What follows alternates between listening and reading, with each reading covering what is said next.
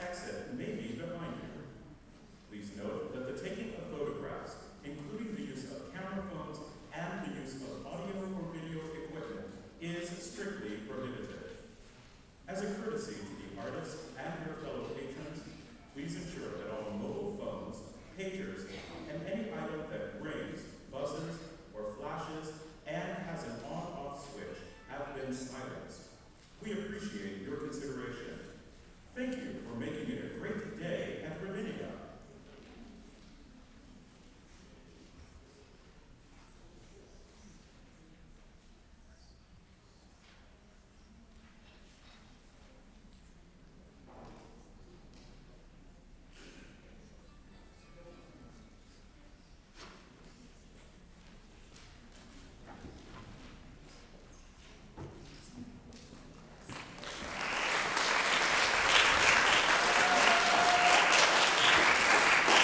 Hi there. Hi, good afternoon, and thanks so much for being here at our second master class. We're going to have 3 master classes. The next one is on August 14th with Greer Grimsley, and we're really excited about that too. And if you look in your program, you can see some of our upcoming concerts, and we hope to see you all there. We're really excited about today. Maestro Conlon, I know, is a favorite. Everybody loves to come to his master classes. We love having him here. He's a great friend to Staines, to me personally. Not only is he a great conductor, he's a great teacher. And if you applaud loud enough at the end today, maybe we can get him to keep coming back every year. So, Maestro James Conlon.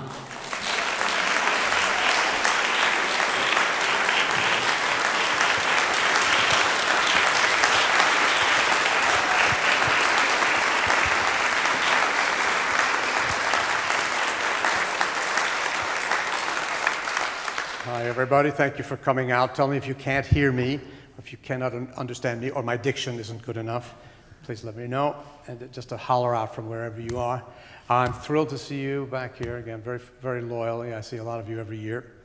As you know, those of you who have been to my master classes, part of it is about you. You're in the master class as well.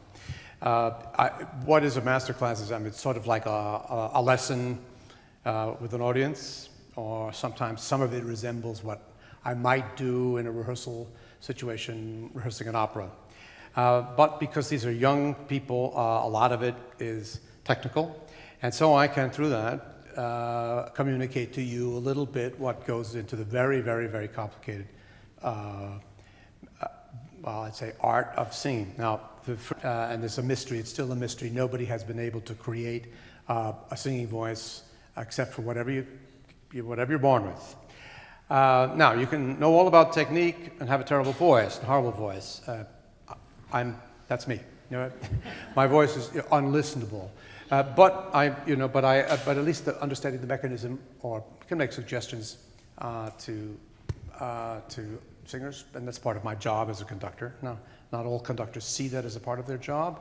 But I think it's a part of the conductor's job. So anyway, it's something that I've been passionate about all my life, and I'll use them. They're going to be guinea pigs a little bit in some regards, so I'm going to demonstrate some things to you as well. Okay, so you have a program there, right?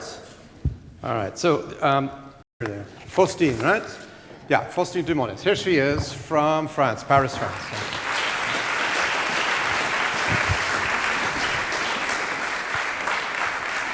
And that's Brent at the keyboard there. That's Brent. Yeah. I actually asked Faustine to add something to her program. So it's a very short piece. It comes from Benjamin Britten's song cycle for string orchestra, and either soprano or tenor. It was written for soprano, but we all know Peter Pears was the man who sang it all his life and turned it into Les Illuminations, French poetry written by Benjamin Britten. Oh, which piece is it? Marine? Okay. Yeah, Marine. Okay. Marine meaning? Yes. Marine. Okay. Not the person. Good afternoon. My name is Faustine de Monès, and I will be singing Marine from Les Illuminations by Bretton. The text describes how the sea waves come crashing against the shore and the wind is blowing in the forest.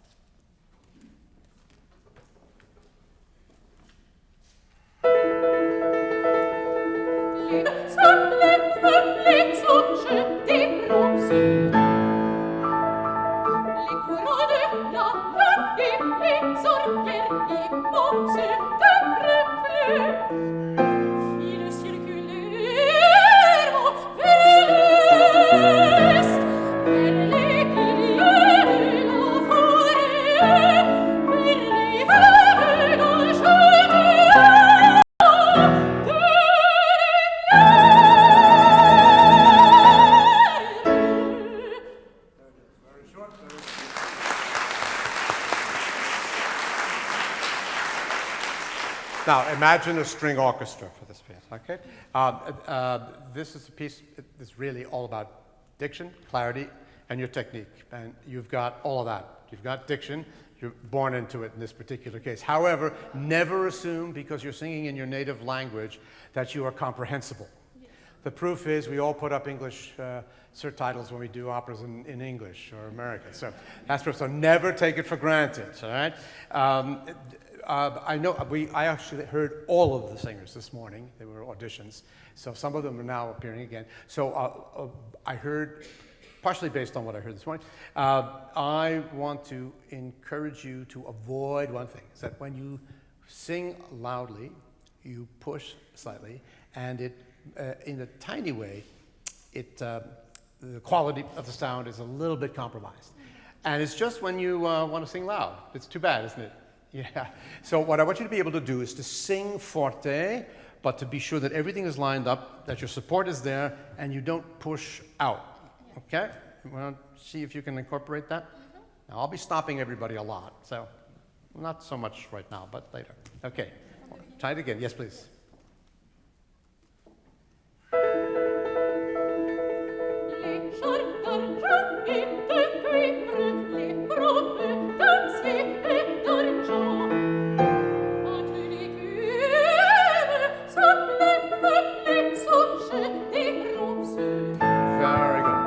I would like you. I would like you supporting from down here. Okay. This piece is tempting because you sound something. You know, it's written like a rooster or something. You know, dong, ding, dong, ding, dong, dong. But you have to work down here the whole time so that you're not letting it down, either letting it down in between the notes or you don't get high. What we call up high in the breath. That's when you start to raise up everything and you get tight. Now, all breathing, you should be tired down here. All your work should be down here. Okay? Let me see if I can fix my microphone.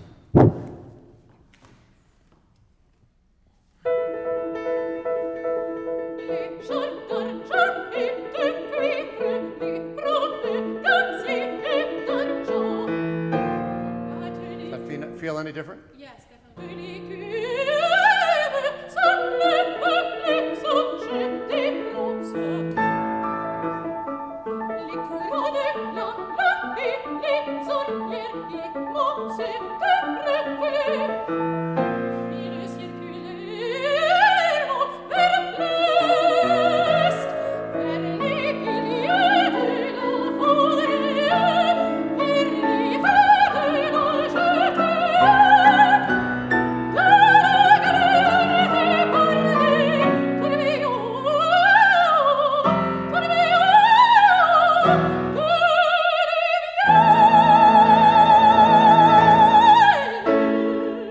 Everything improved vastly. You're breathing down there, right? Okay, and then when you were forte, that was also better, and the quality of the sound was better. When you get to the third verse, where the long novelle, puis de la forêt is a portamento. If it's not written, don't do it. Benjamin Britten was one of the most meticulous notators of music. You don't have to do anything if you're performing. The first thing you do is you read exactly what he wrote. If he wants it short, he writes it short. If he wants it long, he writes it long. If he wants it accented, notate carefully, because they were usually present for their performances where about the turn of the century, certain composers realized that music lasts a much longer time than so that Puccini, Mahler, that's the era where people start to notate. And Britten's teacher was particular about that. So my advice, anytime you're doing any Britten, we have a little more, absolutely, almost like this. Okay, very good. Do I get to choose now? Well, while we're in Britain, there's another piece of Britain. This is A Midsummer Night's Dream. This is Queen Titania, as they say, I think, in Midsummer Night's Dream. She is, this is the second act. You all know the play, of course, is Bottom, one of the players in the play, who's now been accidentally given this Oberon, the king of the fairies, has sent Puck to make everybody fall in love in the forest with whomever they see first. And she sees Bottom, who has been changed into a donkey, or as they like to say, an ass. So she is charmed, right? Yes. Charmed by him, all right? And here she goes.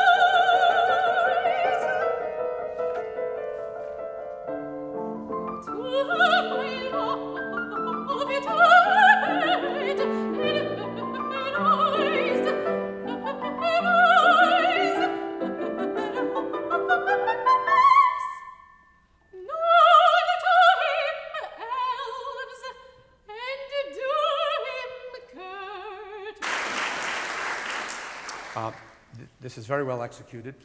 My own personal taste, I go slightly faster when I conduct this piece, but you don't have to do that. You find something that you can execute carefully. Now, you hear this a lot of this is staccato, which means in Italian, detached or short. And there are full staccatos where things are very short, staccatissimo, which is basically what to sing something connected, which is legato. Most of this aria is written in that form, in portato. So I would like you this is just for practice. In the end, you do what you feel is best. But I'd like you to practice singing a portato, which is slightly longer than what you're doing. Be kind and courteous. I told you I can't sing, right? Courteous. There's a little bit more length to it. Okay. Now, that doesn't mean I'm right, but I'd like you to be able to do both. Yeah, can we try that? Yes. Okay.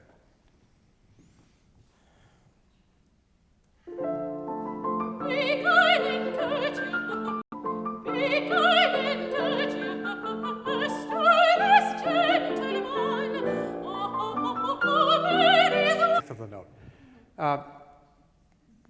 When you're in the privacy of your boudoir and you don't have another piece to learn, just practice that so you have the option to do it either way.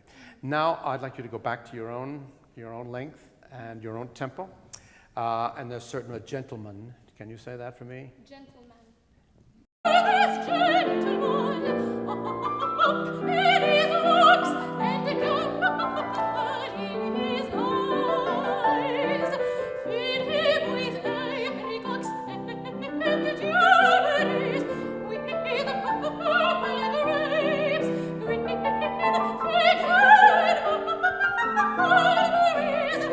and mulberries. Very good. Now I want you to practice another option. Green figs. Because the figs are green. Yes. So I would prefer you don't breathe before figs. You do it after figs, okay? Can we do with purple grapes?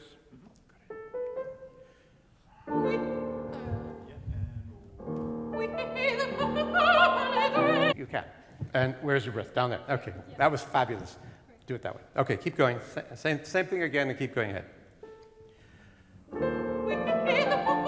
Okay, so diction-wise, and I have to understand that D, right? You know, French being a very mellifluous language and always ends, well, not always, but a bit unnatural for you. But if you're going to sing German and English, it's very important. Okay, so it's the and. So we must hear the D before the mulberries. Okay, so one more time. I guess we're going to do it again. Yeah.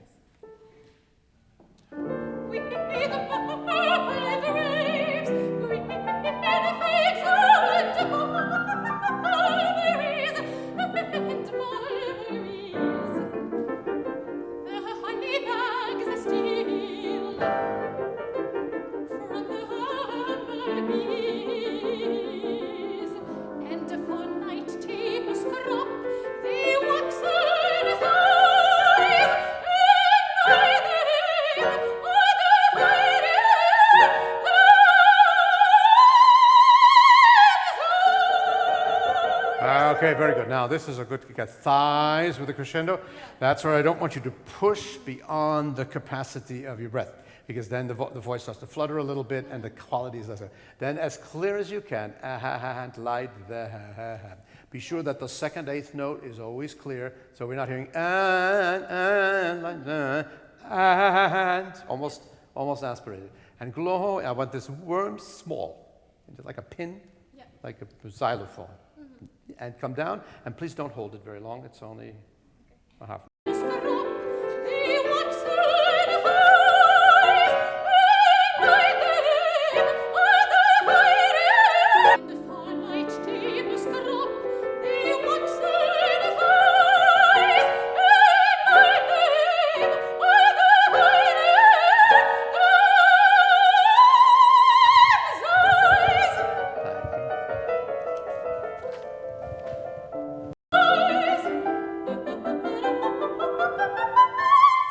Beautiful.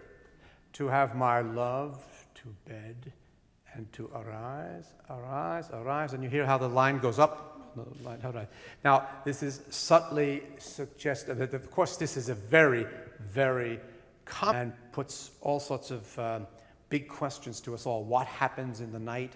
What happens in the middle of the forest when all of desires that we may not recognize in our daily lives come forth? Well, this is a hideous exaggeration, and there are all sorts of literature on what stuff. That's, you want to just keep that in mind. Now you stop and you say, "Nod to him, elves, and do him courtesies," which is practically spoken. I know that you sing the pitches, but it's no longer lyric.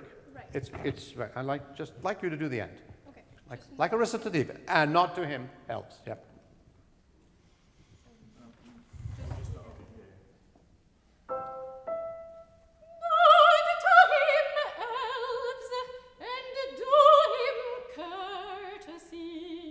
All right, to him, comma, elves. Nod to him, elves. Okay?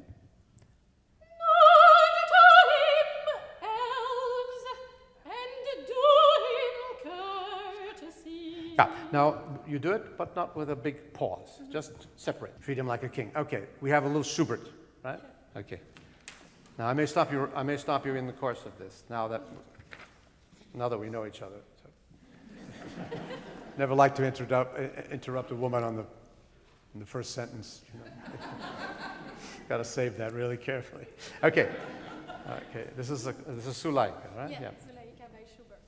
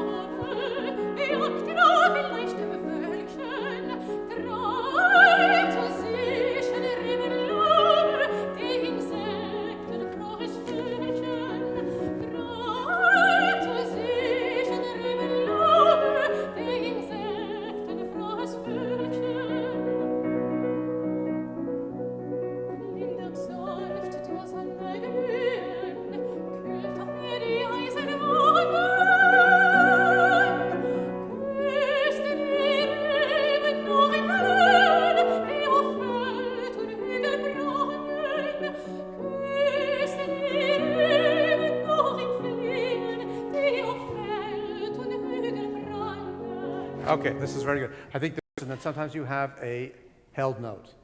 Okay, the held note sounds like it's being sung by a different person. I have one person, blah, blah, blah, blah, blah, ha, I'm exaggerating, of course, right? So now what I want you to do is to give more energy. I don't mean louder, because this is lower. You go very high, don't you? Yeah. How high do you go? E, F. E or F. Okay, so she goes even higher than what you just heard her do. She did a high C, she can go up to E and F. So when you have a voice up there, Usually, this is not the strongest part of your voice down here, but you have it. Don't push on it, because then you lose what's up there. So you do it with the text. I want to really expect. And Brent, to you, the left hand has a rhythm. Boom, boom, boom, boom, boom. Boom, boom, boom, boom. This is meaningful. Is it a heartbeat? Is it someone in love? There are two very famous pieces where that boom, boom, boom, boom, boom. One is a song. It's called Der Zwerg. That's the dwarf, and it's a dwarf who's in love with the queen, and it's a very dark, macabre song. He's going to murder her because he cannot have her, and then he's going to, of course, commit suicide. Pretty dark. But that's the rhythmic, right? Boom, boom, boom. Now, and also, you all know the Unfinished Symphony. But before you have boom, boom, boom, boom, boom, you have boom, boom, boom, boom. So that is a Schubertian gesture, and it has to be very clear, and it has to make me feel something. In other words, it's not just back there. Can you do that for me?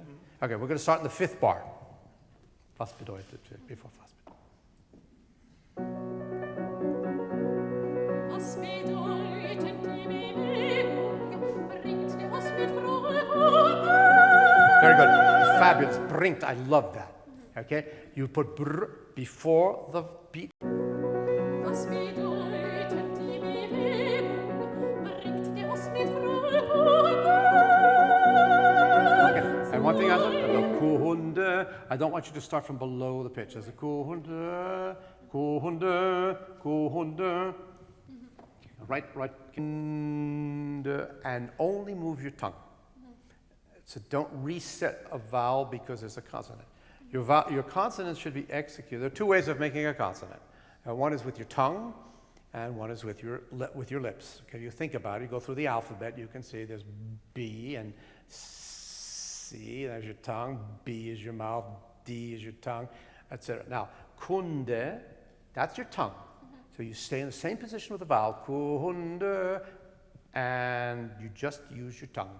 Don't reset it. Yeah. As a dangerous part of the voice, this is called the passaggio, which means passage.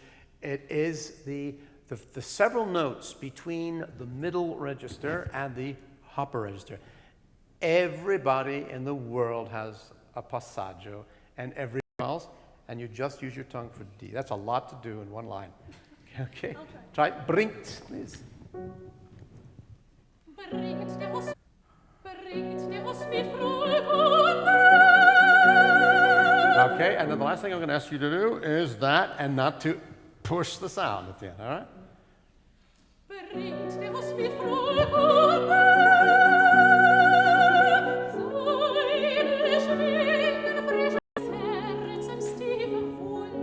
That's very good. I hate to stop, but I always spend too much time with the first person. And some people are late for their early dinners and things like that. So we're going to thank. Thanks.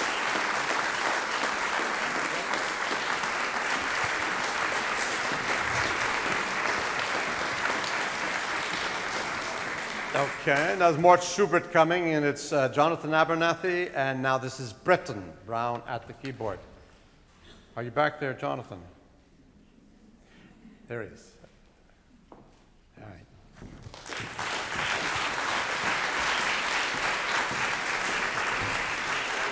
We'll start with Schubert. Und der Müller und der Bach from Schubert's Die Schöne Müllerin. I might want to say that Die Schöne Müllerin is the beautiful daughter of the Miller.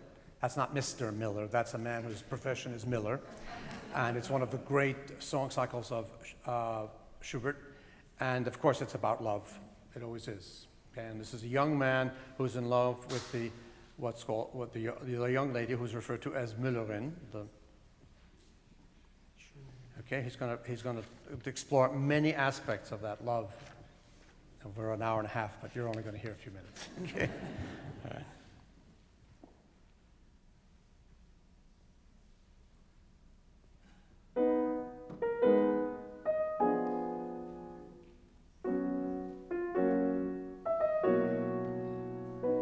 Ich frage keine Blume, ich frage keinen Stern, sie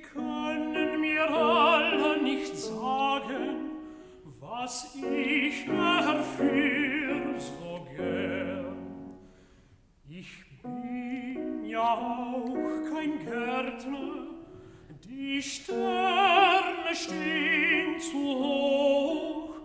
Mein Bächlein will ich fragen, ob mich mein Herz belogt.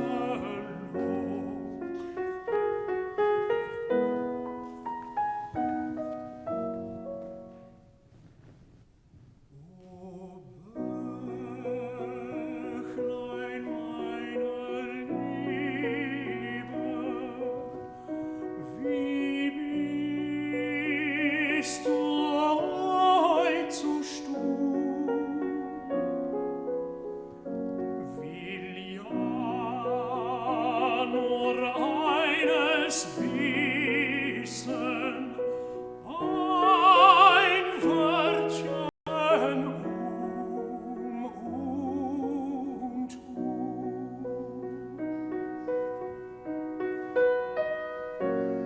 ja, heißt das eine Wörtchen, das andere heißt es nein.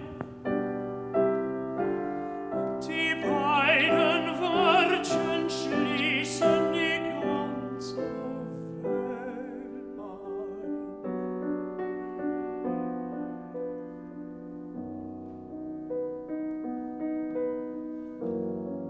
Was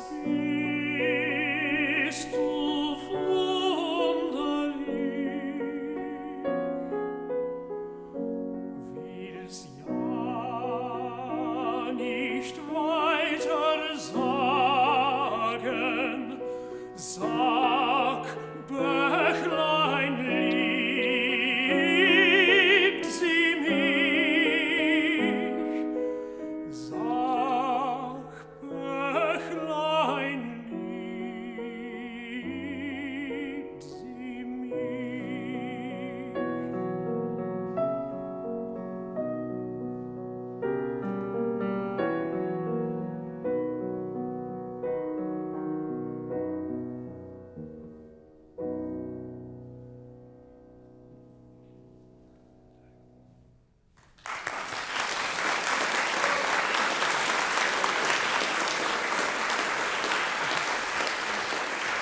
Okay, that's lovely, Jonathan, and Bretton, you too. I'm over here in case you can't see me. But but basically, what the young man is doing, he's asking the little, it's a little river, not even a river, it's a little brook, and Bächlein, Bach, like the composer, is a brook, and a Bächlein is a diminutive, meaning little brook. You're not likely to say Bächlein very often unless you're singing Schubert songs. But in this cycle, it's all about the Bächlein, okay? And he talks to the Bächlein. And what is it he's saying? He says, can you give me one word, right? Yes or no? Does she love me? So she loves me not. It's a Teutonic version of that. Now, that's a Neugierige, which is the title, means the curious one. He's curious because he'd like to know, does she love him? Does not. Now, there are two tempi in this. One is langsam. Langsam is slow. And then there's sehr langsam, which is what? Very slow. Okay. So for my taste, your first tempo is too slow. Okay. Because when you're doing slow, and then you're doing very slow, there's no motion. That's one. Two, because the second half, even though it's sehr langsam, the little notes, the 16th notes, running in the right hand. But maybe you can show the audience. That's the Bächlein. In other words, so Bretton, you have to, so should be not quite as articulate as perhaps you're doing. So I want to feel water constantly. From you, it's water. Okay. I had a great experience. I mean, I grew up in a great.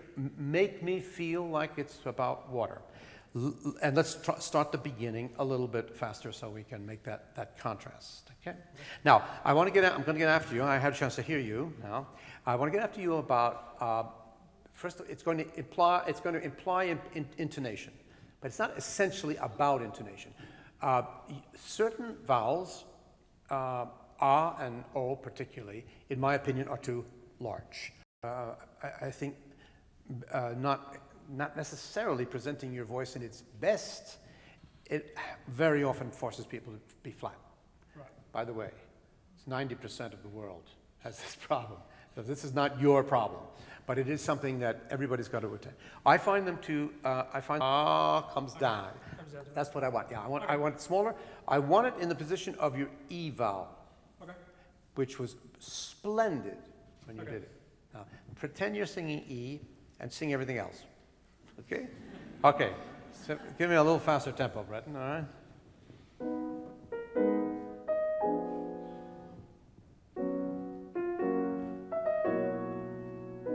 Ich frage keinen Stern, sie können mir alle nicht sagen. Sagen. Sagen. See where I am? See where I am up here? Sagen. That's where I want it. Okay. Yeah. And all your vowels are in the same position. The ideals of bel canto, which are legato, that is, everything's connected, and vowels are also legato, which means they are all in the same position. That's a basic precept of bel canto, and it migrated northernly to German and the German-speaking countries. And so you're still supposed to sing like an Italian. Keinen Stern, sie können mir alle nicht sagen, was ich erführ so gern. Ich bin ja auch kein Gärtner, die Sterne stehen zu hoch, mein Bächlein will ich fragen. Fragen. Yeah, there are two reasons it has to be high, because it's a leading tone, which implies that it's got to be even higher than fragen. It's like what are they, stalactites, the ones that hang from above? Yeah, it's got to be like that. It has to feel like it really belongs to the note above it. Yeah, All right. okay. Try that. Mein Bächlein will ich fragen, ob mich mein Herz belog. Now we're going to have sehr langsam, that's going to sound like a little Bächlein. O Bächlein meiner Liebe. Very good. Now this opens up a great question. When we sing piano, is it a question of volume or is it a question of intention? Now, the support, so the implication is, yes, it might be slightly louder, but the dynamic is more defined by your Bächlein meiner Liebe, wie bist du heut zu stur? That's excellent. Very good. You know what the best sound you are making in this entire piece is? You've got your position. You can't monkey with an E vowel, right? No. You know, you can't do that. You can't. No. So, bis now. Oh, Bächlein meine Liebe. There you are. Oh, so start the line where you're going to put your E vowel on Liebe. Okay. You see? Then you never move. Also, be sure you're not late to the 16th note. So Okay. yeah.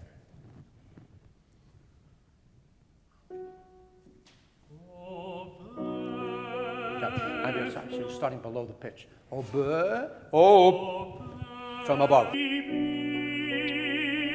du heut zu stur?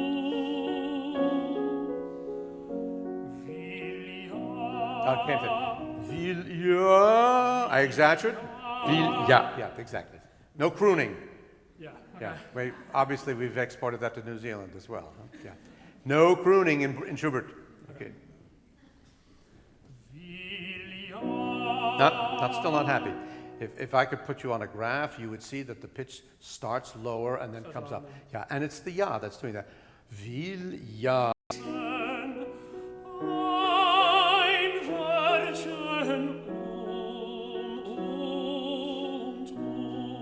Yes, I like this much better than I did before. Okay. Because when you did the ein Wörtchen, then you were so soft, so off the voice. They sounded like two different people singing. Okay. So this was good because it was one long line. I think now, vil ja, maybe it would work if you slightly separate the L from the ja. Vil ja. Okay. Think bom, bom, as opposed to bom, bom. Okay. Will ja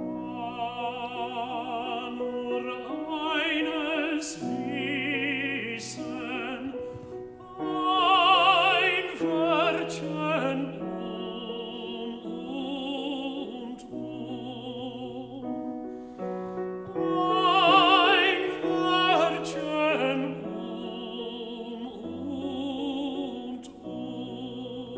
The second one has to have some kind of intensity that justifies it being repeated, Yeah. right? So you don't want to do the same thing twice. I want something to happen the second time. Intensity. It's all intentions. It's not vocal. It's not. Okay. Wait for. Yeah. Will. Will ja nur eines wissen, ein Wörtchen und ein Wörtchen This is the last act of Falstaff. You all know the Merry Wives of Windsor. You know the fat knight Falstaff, who has gotten himself into trouble by wooing two ladies at the same time who just happen to be good friends. He's already been thrown into the Thames River with a basket. In Shakespeare, he's been beaten with a broom. He's been set up again by the ladies. He thinks he has a date. He does, but he didn't realize that the whole town was coming, dressed as witches and devils and all sorts of other things. Now, to prepare this, there's one contrasting couple in this. This is all about older people. Falstaff, a creation of Verdi, which is absolutely astounding. Young man, Fenton, a tenor, and the soprano, who's the daughter of Mrs. Ford. Her name is Nanetta, which is Anne. And they are creatures that do not inhabit the world, the operatic. Their passions, I'm being facetious to a certain degree, but it's all about this all the time. This is young, pure love. There's two children, basically, who are totally in love with each other, but it is as yet. It's just becoming a sensuous love, but it is without any blemish. Sopranos are not perfect, tenors are not perfect, but you and your girlfriend are perfect.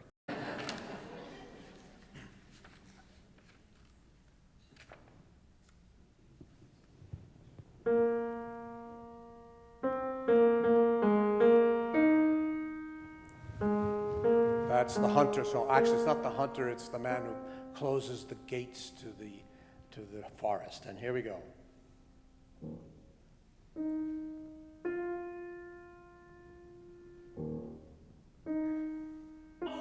E silenzi notturni e va lontano, e al fin ritrova l'altro labbro umano che allor la nota che non è più sola vibra di gioia in un accordo arcano, innamorando l'erede lucano con altra voce al suo fonte arrivò.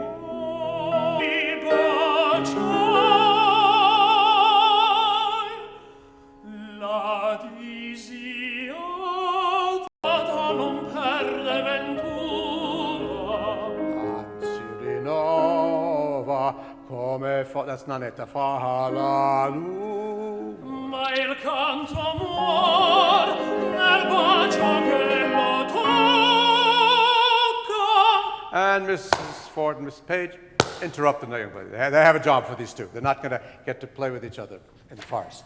Now, okay, now I'm going to pick on you for not being particular enough about the musical notation of Verdi.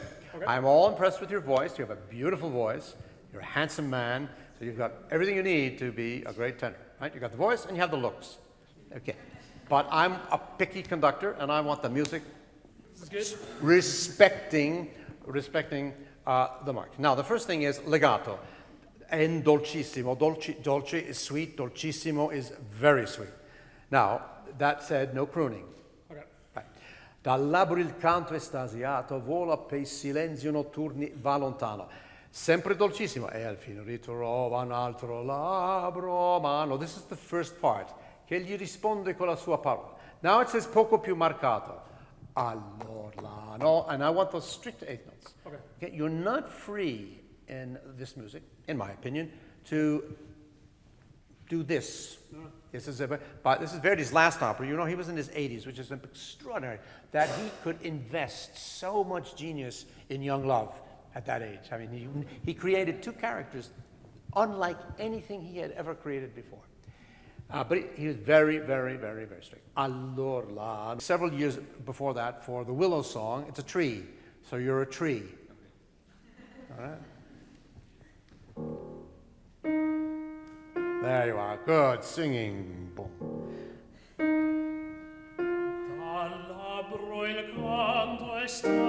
No.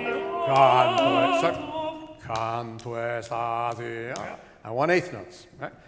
Bom, bom. Here's a second. Bom. Rom. Labbro il canto estasiato vola, e i silenzi notturni va lontano. And right in tempo. E al fin ritrova.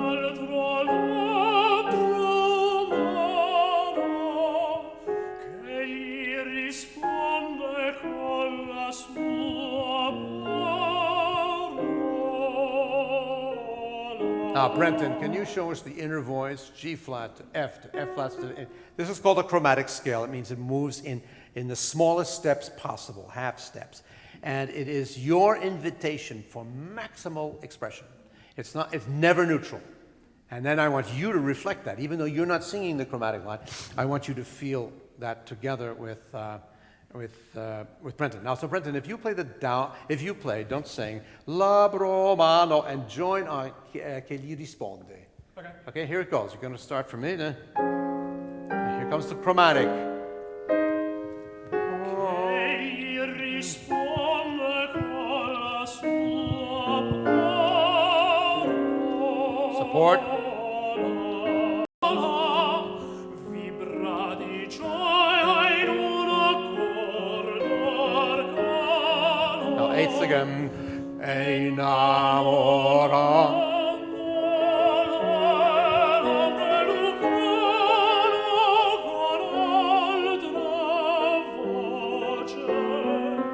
Hang on, I'm going to stop you. This is a hard line coming up and I want to address something. Now you have circumflexes on the notes. Enamorando.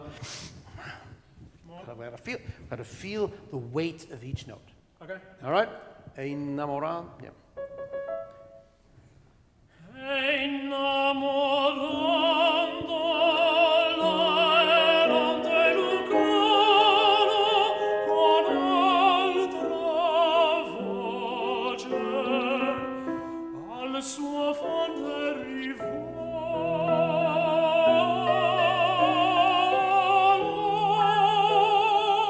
Now, Jonathan did that rather well. This is a very hard phrase. And why? It goes right through the passaggio. That's right through the passaggio. Could not be worse. Right? So, you've got to find a solution. You're on your way. Good. But the solution's got to come from above. Yeah. So, you don't want to pull your voice up with you. You've got to think above it. You've got to support very well and think high all the time. All right? So, con altra voce. Let's do that.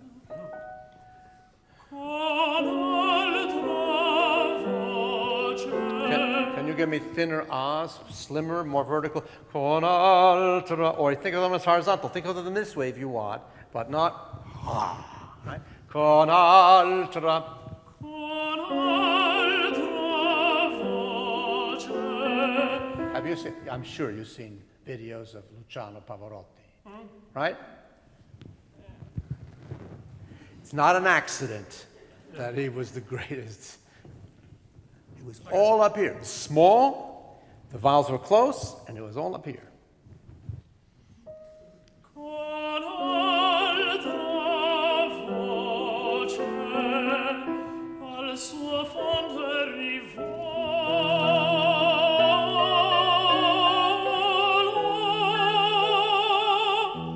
And here's the English horn again. Ba, ba, ba.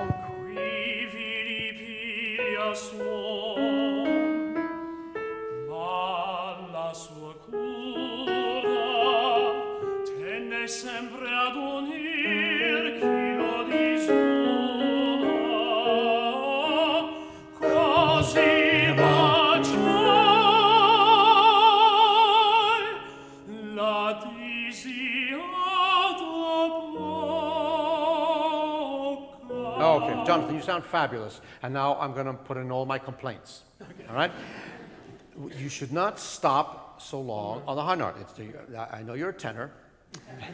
It's a birthright, but there's a musical structure. So a little bit is good. Così baciai, and we should not feel like it's stopping, but that it's held. There's something called a fermata. That's a stop. It's like a red light. A tenuto is something that's held, and there's a subtle difference in that a fermata stops. It's a point of arrival. It's a point there's a high point. The tenuto, you hold it, but it simultaneously wants to hold back and go forward. Now, this is a tenuto, in my opinion. You don't want to feel that the piece stops. Così baciai. Così baciai. What did you want to kiss? La disia, right? La disiata bocca. You wanted to kiss that desired mouth. So get to her. It's a bit more stretch. Stretch, but go. And the eighth notes are strict. La disiata bocca. Okay, tende sempre ad unir. Tende sempre ad unir chi lo disuna. Now you go, Brian.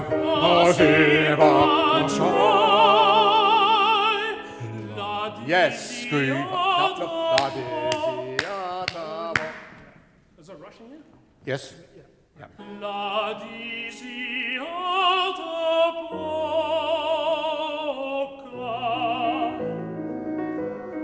bocca baciata non perde ventura.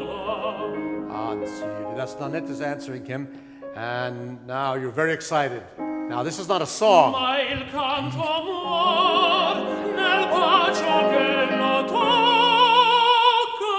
That's all. This is almost a joke, because in the second scene, in the earlier acts, he was always trying to kiss her. And she wanted to kiss him too, but there was always somebody coming in. The parents were coming in, there were all these intrigants walking around. You never get to kiss her, right? Okay, you did a little bit behind that screen in Act 2. Here's your moment. You're out there, right? So now break the song. Here she is. Go for her. And you're going to get interrupted again, right? All right. I'm going to introduce, this is the last time. Ansiri no, come fa la lu. Ma il canto amor nel bacio che lo tocca. No, signore. That's what she says. Nope. Okay, now here comes Emily D'Angelo and Jooeun Pak at the piano. Hello, good afternoon. My name is Emily D'Angelo, and we will be performing Voi che sapete from Mozart's Le Nozze di Figaro. Voi che sapete, in case some of you don't know it, or you do know it, you don't know you know it. This is Cherubino. You're a boy, right? Cherubino, the little page who's in love with every woman in the castle and on the grounds of the count's, to sing a song to the countess, and he's a little embarrassed, right? But he's an artist, and he's going to do it anyway, right? Okay.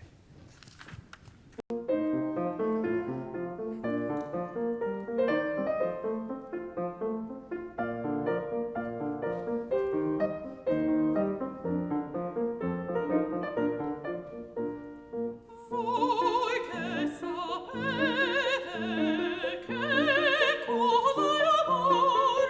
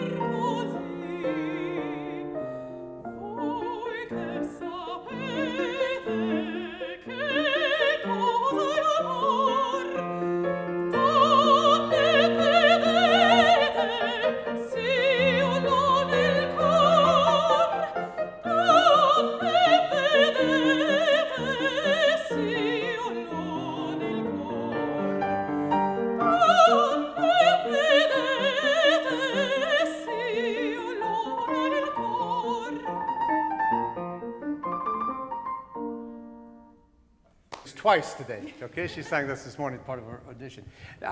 So I have a few questions now. The first is about the tempo. Okay. Is this your tempo? Did you choose this? Did you impose it? Yes. You did. Okay. I find it a little fast. Okay. Now, there's all sorts of, I mean, you can argue many, many ways. In the old days, it used to be, right? Then came the army of Baroque, the Barocchisti, and the new music and all that. And now everything's too fast. I mean, now it's so it's in between, in my opinion, because this is hectic.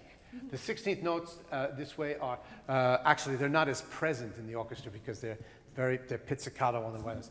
So it all has a sense to me of being too hectic. Now you're also you are somebody who's in love with love, Carabiner, right? He loves being in love. Now he's going to tell you how he suffers, he moans, he sighs, his heart pounds, but he loves it. Yeah. You have to send us the joy of being in love. All right? So there's another side of being in love. We hear it in Schubert all the time. It's desperation because I'm not with my loved one, and you know there's Isolde and Tristan who suffer their love. Not Cherubino. No. Cherubino loves love, and that's why we love him, even though he's behaved not very well sometimes, right? He's a little Don Giovanni and a little Count in embryo. And this guy grows up, and in fact, much later, Beaumarchais, 20 years later, when he wrote the third part of this, it turns out that Cherubino fathered a child together with the Countess. So what do you think of them? You didn't know that, did you? Well, either did Beaumarchais when he wrote The Marriage of Figaro, but that was an idea he got later. But that shows you the potential of Cherubino, right?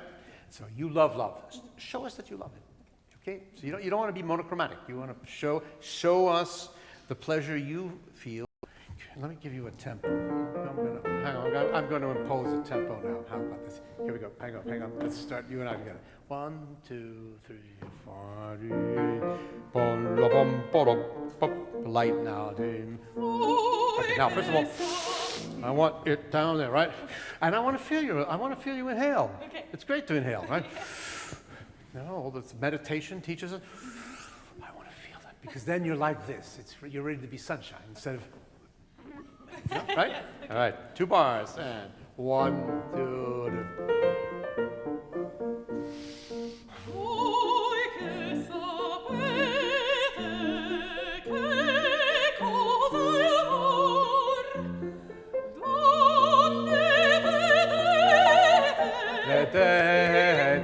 I want a real 16th note, right?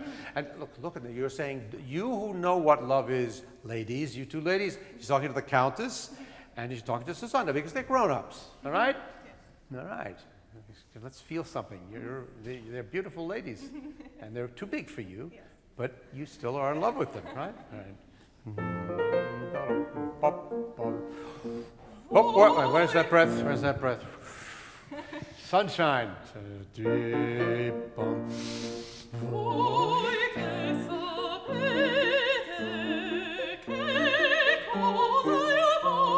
Yeah, smile. Working down here, right? You're not doing it up here, right? Okay, stop. Now, don. Be sure that the second note has phonates, so we're not doing don, right? And it's right through the crack of the passaggio, right? F, D, right around it. Donne. Keep it live. Donne from there.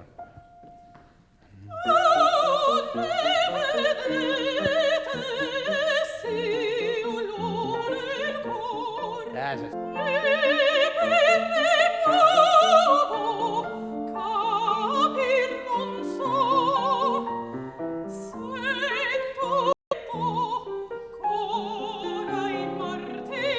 Now that's a very beautiful line, right? She says, "Corai diletto." Sometimes it's pleasure. Corai martir. Sometimes it's martyrdom. All right. So can you give us a feeling of that? But you love it all. Yes. You love both parts of it. Okay. When you say to her, "Quello ch'io provo vi ridirò," I'm going to tell you again what I feel. Why? Because you love to talk about it. But I want that breath.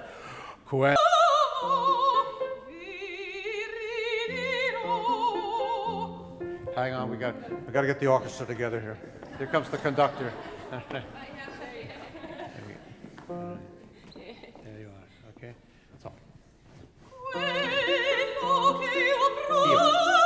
Kio pro, not which, but I, who. Yeah. Quello ch'io proprio non so, sento l'affetto pien di desir, cora e diletto. All right, now I can see you thinking. I can see you thinking, how am I going to get through this? All right? Yes. Am I right? All right. Now look, I want to put right here, it could be anybody you want. Okay. Put somebody in front of you that you love, adore, or want to impress. Well, what do you think? But put someone right there and sing to that person. Or find somebody in the audience. It can be anywhere. Find somebody up there, far away if you want, because that way everybody sees it. Find somebody to sing this to. So even though you have to think, you do have to think, but it's all about, you're communicating love. We all need it, so everyone's going to be happy to get it. So if you give them love,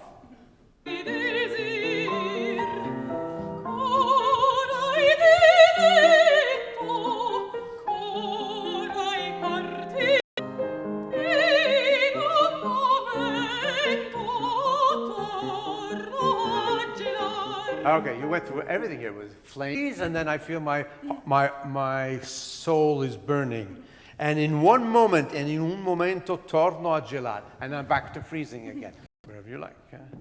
Yeah, you could have a gelo e poi sento, yeah?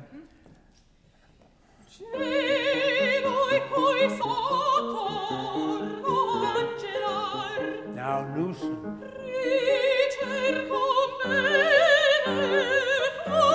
Let's do tiene non so cose senza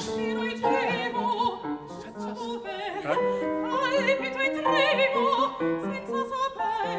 non trovo pace notte di ma pur mi piace yeah, right, and we don't want to slide down. Okay, that's for New Orleans, right?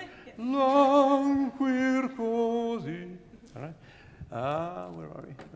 Show me where. Non trovo pace. I don't find peace. It tells us. Yes. Right. Try to talk to that person.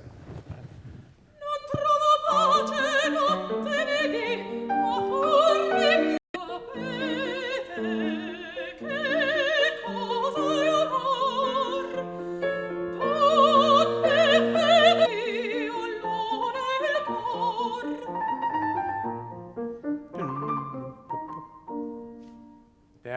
Very excellent. Now, this is a different type of love. This is Debussy.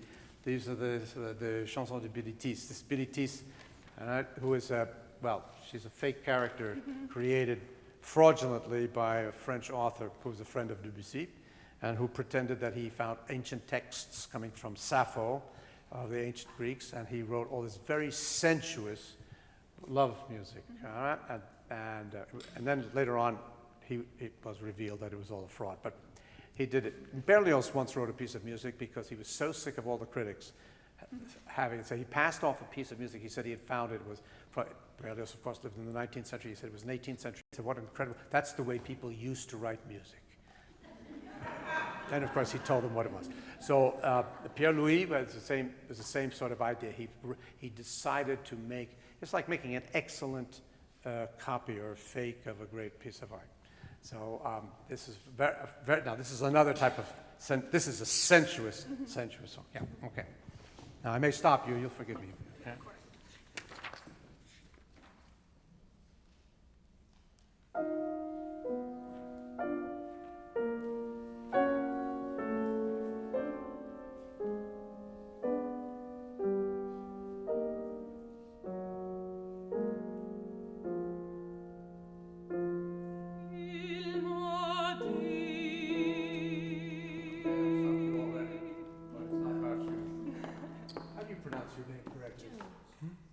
Jooeun. Like that, Jooeun. Okay, now, this is a different color, all right? For me, this is too concrete, it's too direct. Your feet are on the ground. I want your mysterious sound, the very first thing. Debussy loved mystery. His greatest work, in that regard is Pelléas and Mélisande, which is a love story that has a heroine whom we know nothing about when the opera starts, and 5 acts later, when she dies, we know nothing about her. We don't know what she thinks. She tells us occasionally what she feels. But the magic for Debussy is in the mystery. So you have exactly 1 bar to make mystery for us. Very legato, very quiet, not clear.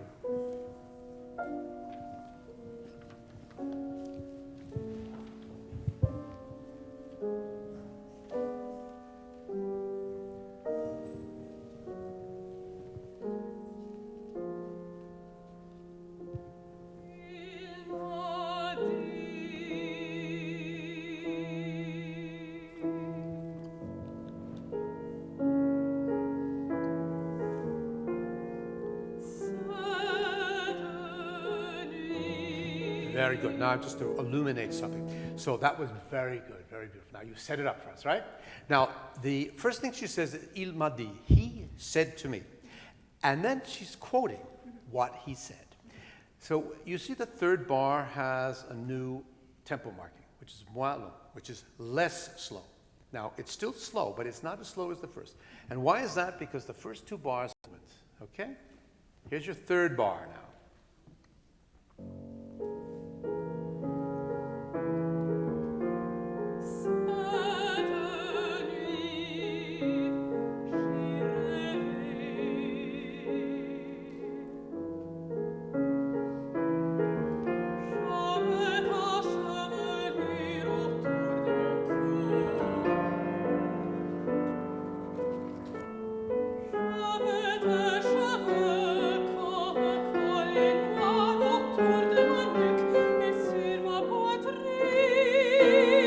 Part is as important as the singing, sometimes more important.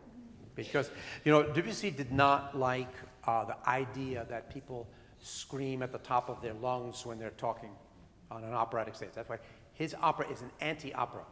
People talk the whole time. And so he said, when you talk in the middle of your range. Now, if you're really angry or you shout, okay, occasionally you do that. Your voice goes up. But he wanted the voice the singing voice to reflect human speech. And so that's why it's all, you see how that is? It's all low and in the middle of that. So the piano is around it, making all these sounds. Now, I want to feel the difference between the 2 colors, really 2 colors, between the quarter note figure and the syncopated figure that's around in the lower register. Because you can't sing as loudly when it's down at the bottom of your voice, obviously. So you have to be sympathetic to that. Now, even if it says crescendo, you have to find a way to somehow to trick it. You have to do it, make us feel crescendo, but don't get so loud that she's competing with you. All right? That was fabulous, both of you. Not act 3, bar 3. All right?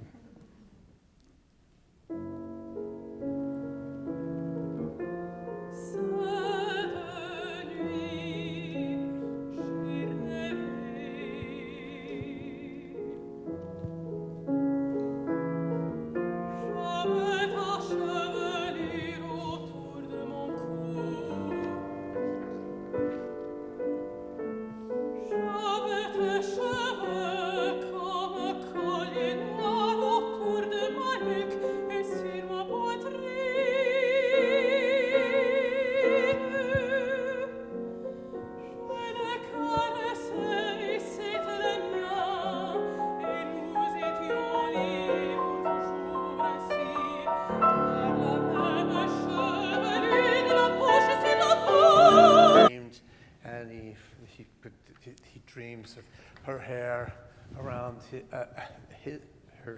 his neck. He feels the mouth on the mouth. What you mean? They kissed, right? See how the music goes up? Now feel that. That's your big moment. And then what are you going to do? You're going to put the veil over it again, and you do the same thing, and then back like that. It's very French. It's very Ravel did this on the level of absolute genius, to give you one big, intense emotional, and then almost as if he's shy or discreet, he just goes back. So give us that. Start with Je l'ai caressé. Je That's right, yeah.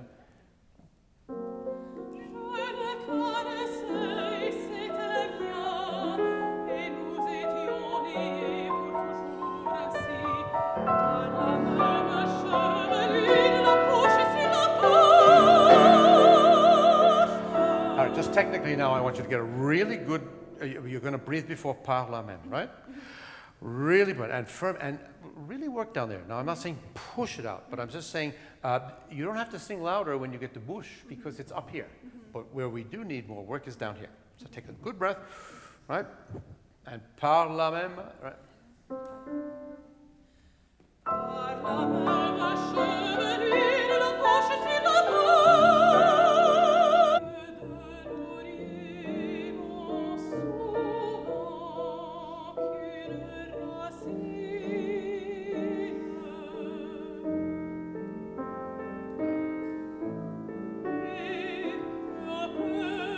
now it's going to go again.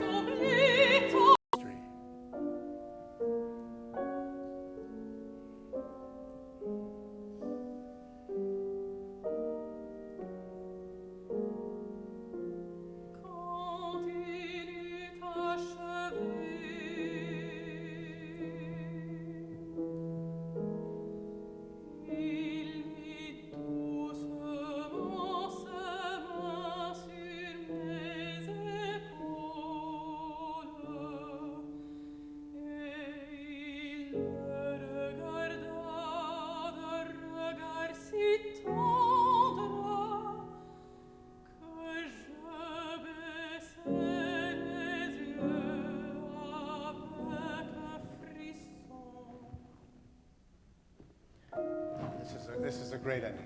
So what after the description of the dream and their union in love, and when it was all done, he gently put his hands on my shoulders and he looked at me with a regard, with a look si tendre.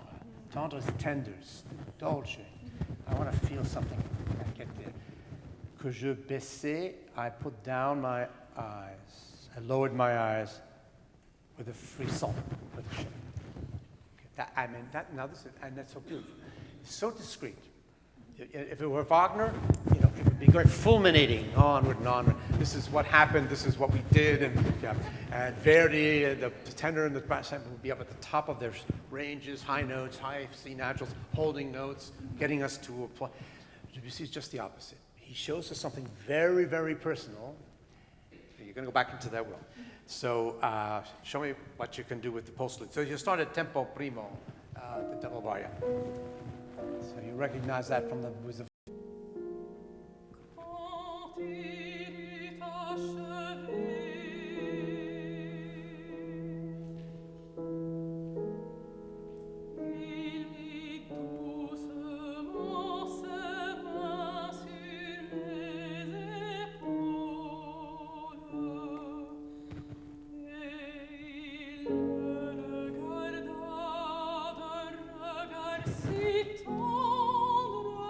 magic on that. Just hesitate slightly before tendre. Si, tendre, and you hesitate to with the chord. Get yourself a good breath. Just because it's down there and it's quiet doesn't mean you don't do. Right? Okay? Et il me regarda.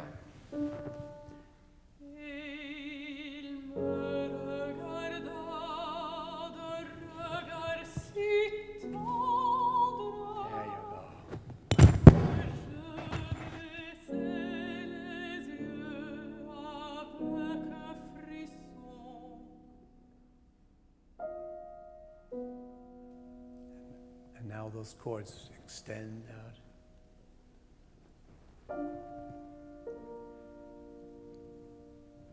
Now it has magic, right? That was beautiful. Definitely. Love, love, love, love, love. Okay? Thank you very much. Very good.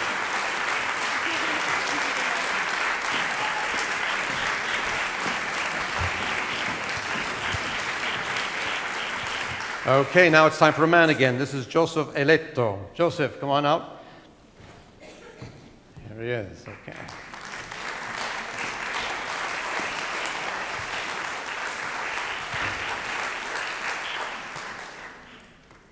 Joseph, are you starting with Schumann? Yes. Okay, so this is now Robert Schumann. It's also from his extensive song literature. This is Zwielicht.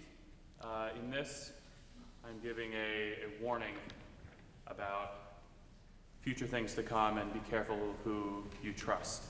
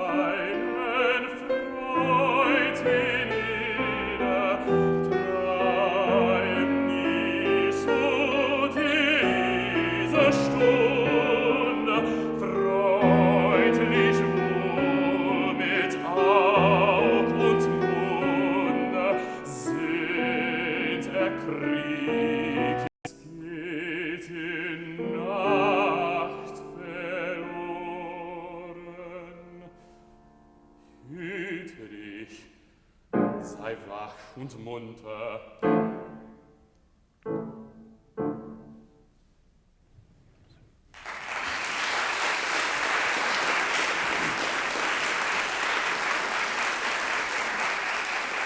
Very good. Now, this little song, you see, you didn't know it was over. Right? And so at the end, what he's saying is that careful, remain awake, and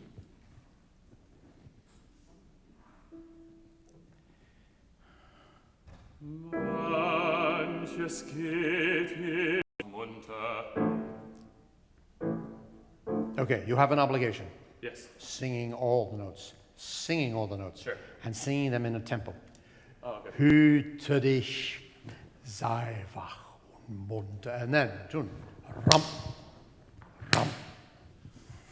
Manches geht in Nacht verloren. Hüte dich, sei wach und munter. Hüte dich, bom, sei wach und munter. Brum, brum, brum. Like funeral march. Sure. All right, I want Is the Hüte? no, I want the whole thing. Man. Okay. Manches geht in Nacht verloren. Hüte dich, sei wach und munter. That's it. Very dramatic. You take over at the end. You know, Schumann very often has long epilogues on the piano. This one is short and to the point. And very decisive. Now, very good, beautiful. It's a low song, okay? So we have to have lots of clarity and diction. I would have wished that you were a little bit more attentive to the bars that are written specifically to be slower. Okay. And that there's a clearer definition. It's not that you didn't do it, but I like more definition. In other words, I like flowing right up to it, show that bar, and then go back in tempo. Okay. I think I can show you. I'm just going to move down a little bit so that you and I can see. No, you stay there. Don't you move back, okay? So that we can see each other, all right? So would you just play 2 bars before he sings? Okay, so flowing, right?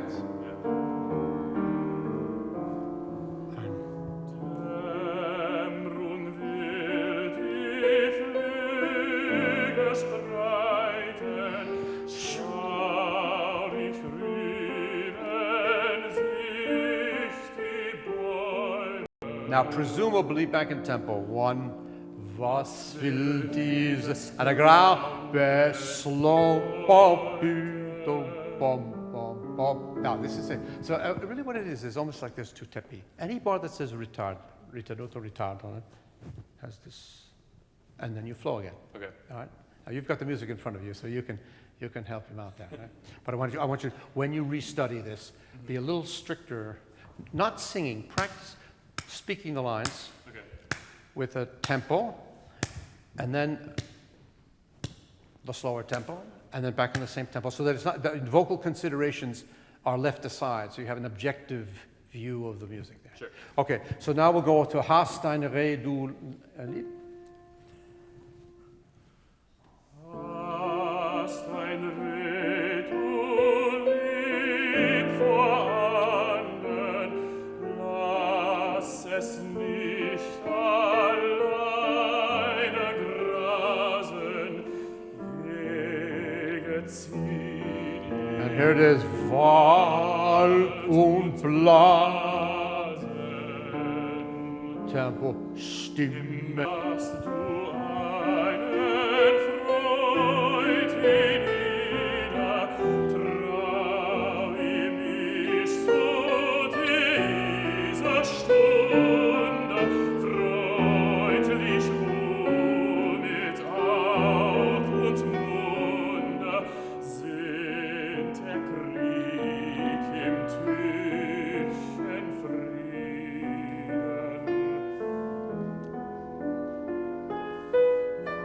Was sollt et Brüder unter, heb sich morgen neugeboren.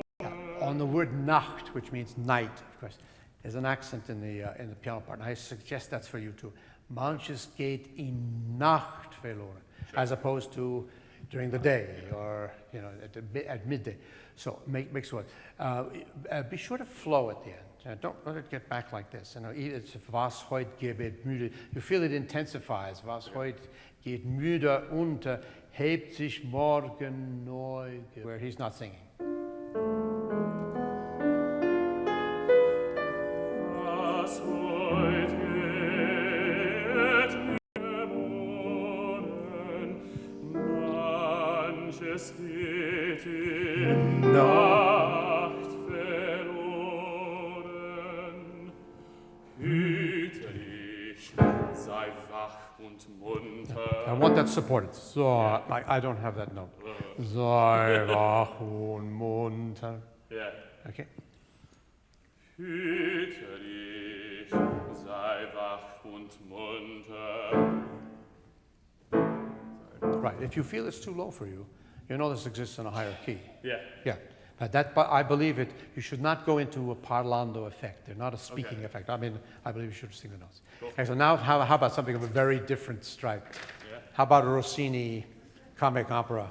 How about that? Okay? La Cenerentola, that's Cinderella, of course. And this character, I'm just going to explain, and I heard you sing it today, so I know already what I want to say to you. Great. This character does not really exist in most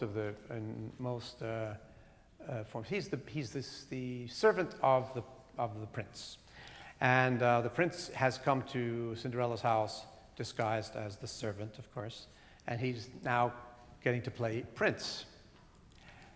And then the girls, of course, are going to be the ugly sisters, are going to be very flattering to him, whereas Cinderella has already taken to the real prince, who looks like a servant. Now, it's a very bravura. It's full of bravura. It's a show-off. All right, this is not a subtle character. No. All right. Now, what I want to feel is that you are playing a role.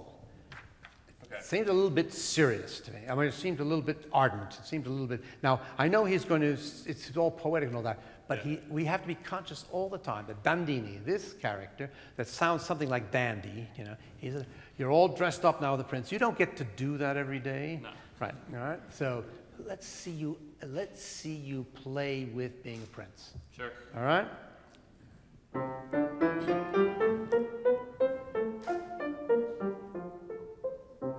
April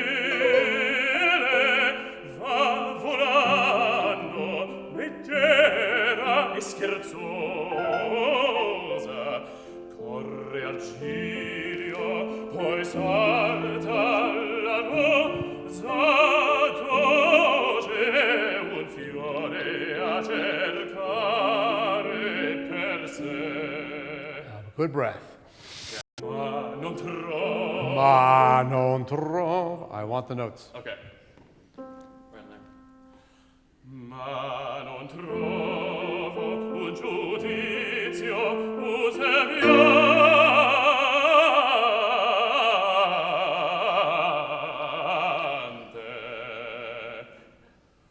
Un boccon squisito per me, un boccone squisito per me, un boccone squisito per me.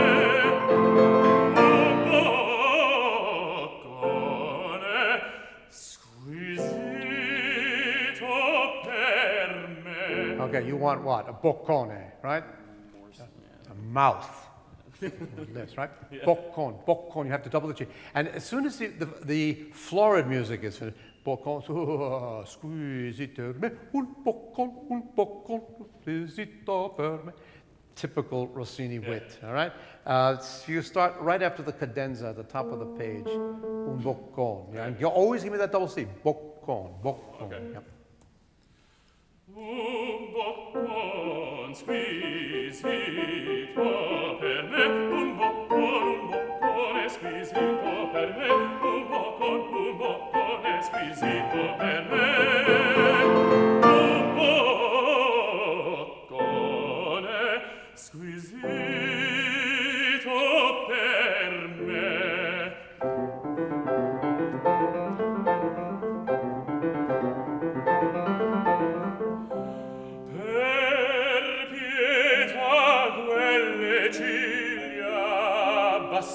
Okay, so here it's got to seem a little bit more serious, passionate. These two ugly sisters are looking at him now with great eyes, the prince. You know. And now you're responding to it, right? Okay. I can do that, yeah. Per pietà, yes. All right? Per pietà quelle ciglia abbassate, galoppando sen va la ragione, e fra i colpi d'un doppio cannone spalancata la breccia e di già,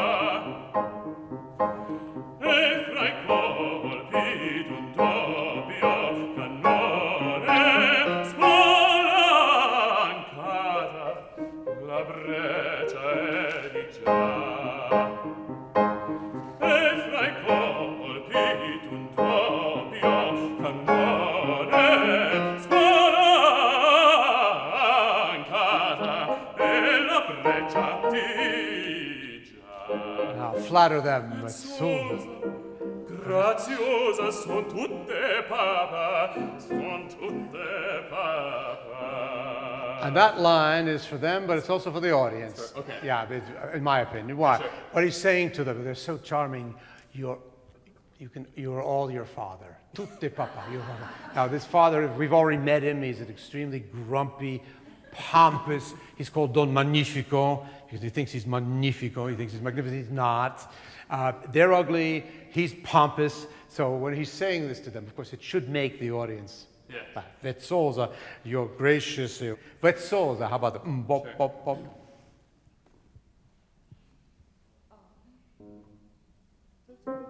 Yeah. Vezzosa, graziosa son tutte papa, son tutte papa. Yes, you talk to the audience. Yeah. This is coming from all commedia dell'arte traditions. The actors, the comics, they talk to the audience. Okay. All right? And this is not realism now. Yeah. Right to us. Sure. I told Emily was here to give us all love. And she did, didn't she? You could really feel the difference. Now, find specific people. Go after them. Okay. Change them. All right? Sure. Here we go. Ma finita la nostra commedia che tragedia qui nasce dovrà. Ma finita la nostra commedia che tragedia qui nasce dovrà. Ma finita la nostra commedia che tragedia qui nasce dovrà. Ma finita la nostra commedia che tragedia qui nasce dovrà. Ma finita che tragedia nascerà. Che tragedia qui nascer dovrà.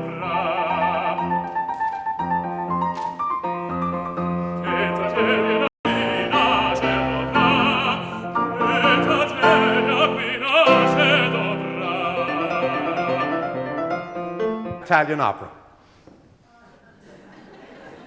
Wasn't I good? You're going to clap? Everyone. All right? Good luck. Thank you.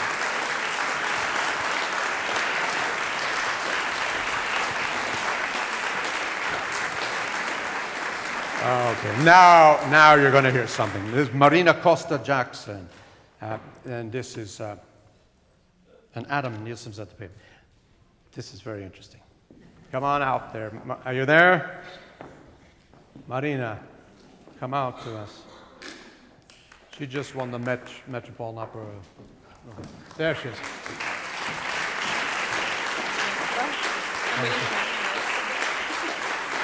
I can play the beginning.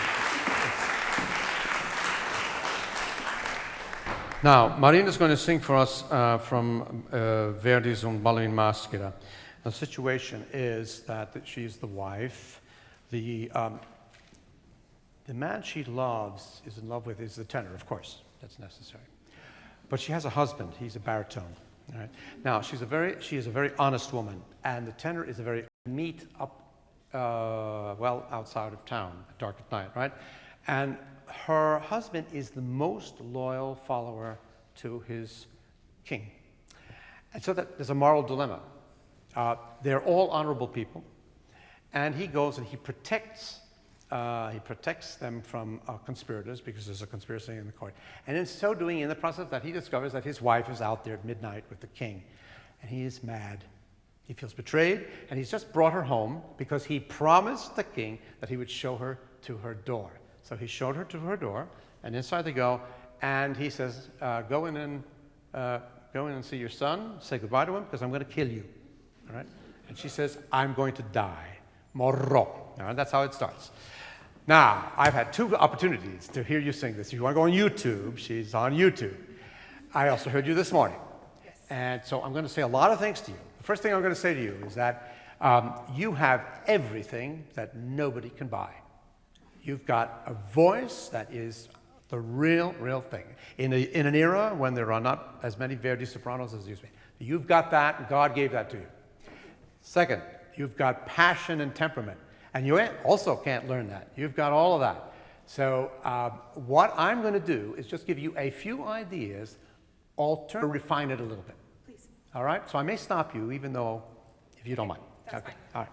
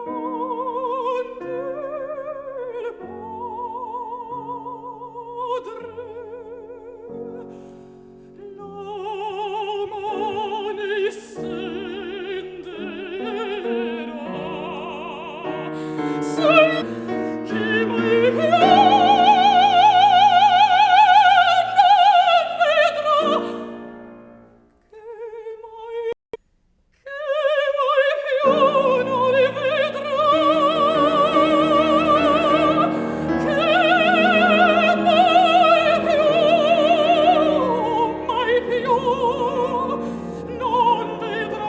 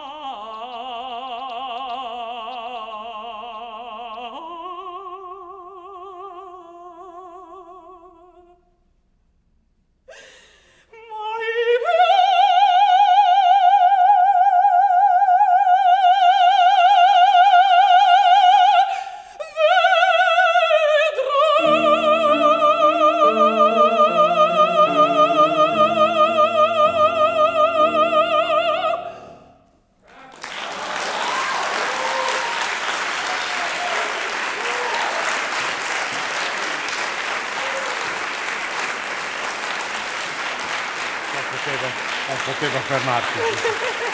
Ora ti spiego, va bene?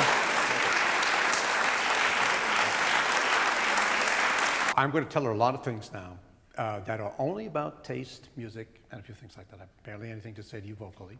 I could tell you that 10 people could line up and say that you won't have a career and you won't be any good, and I will say they are all wrong. There's no way in the world you're not going to have a great career. So I'm just a sort of old-fashioned and stand for certain musical things that I would like to communicate to you, because I would love you to be the bearer of some of those things, you know, while you have your great career. And most of it has to do with proportions. Proportions, musical proportions. This is a classic aria and has been classically stretched apart and milked of every possible effect by thousands of sopranos all over the world.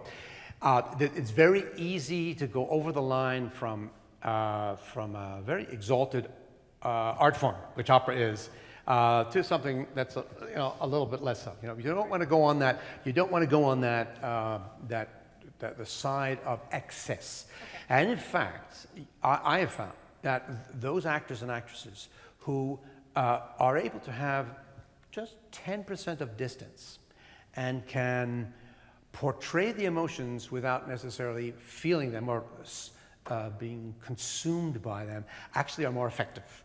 So that the focus goes to the character as opposed to you. Now, in diva world, which is, you know, getting the attention to yourself is very, very popular. So it may be a better way to make a career. But there's a famous story about Zinka Milanov. I heard her, believe it or not, before, in her last year at the Metropolitan Opera. I was a little kid.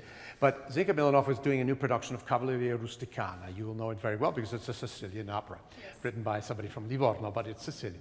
So there's a character, Santuzza, and Zinka Milanov was a great diva, is doing a new production, and this is a big deal. She comes to the first rehearsal, and she meets a stage director. And the stage director says, dear Madame Zinka, you're going to come into the town and you're going to slink along the wall because you don't want anybody to see you, and you don't want to see anybody because, of course, you have been in an illicit love and you don't want to see. She stood there and she said, I am Madame Zinka. Everybody wants to see me and I want to see everybody. I'll stop. That's, you know, the exaggeration of the old school. All right, but I want to bring the attention onto the music, and not your ability to sing it, because you've got all the feeling, you've got all the temperament, you've got the voice, you have everything. All right, now, in my opinion, the cello solo at the beginning should not be static. You know, you need to move a little bit, and then just hold it up at the beginning, and then the basic tempo, I think, should flow slightly. You know, because then when you stretch, it means more.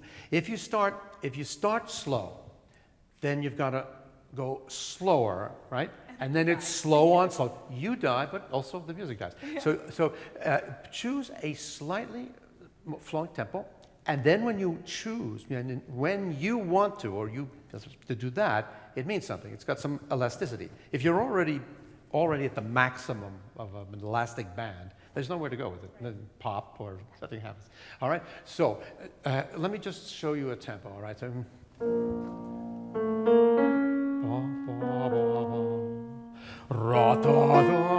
and here's your high point. And then you're going to go down and it's going to... Now it's slow, but it's flowing. Piano.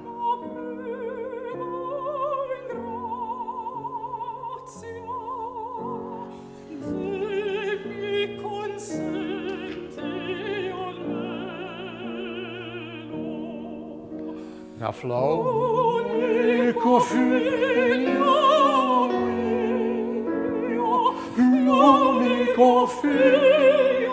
And so there, if the stricter the triplet is, the more expensive. L'unico figlio, because it's in contrast to the dominating 16th note.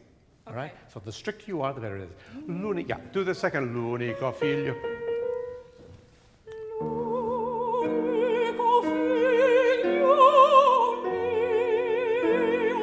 L'unico figlio mio, a vincere al mio seno.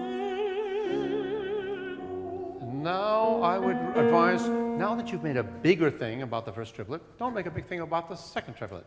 Let it flow to the end.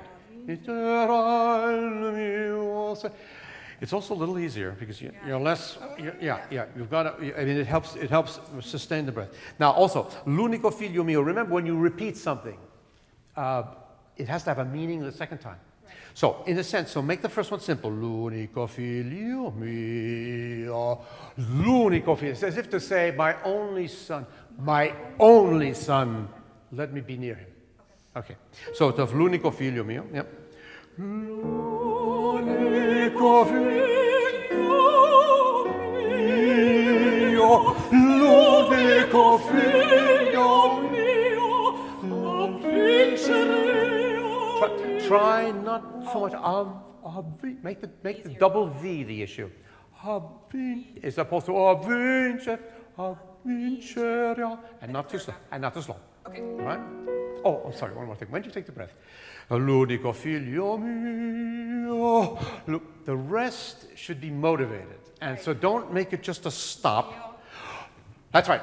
It's a part of the phrase. Okay. All right?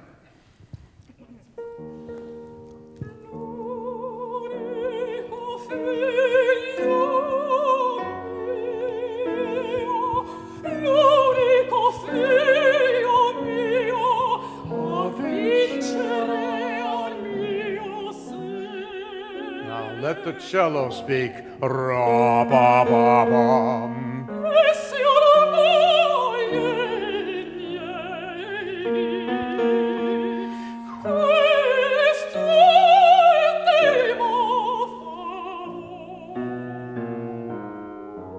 Okay.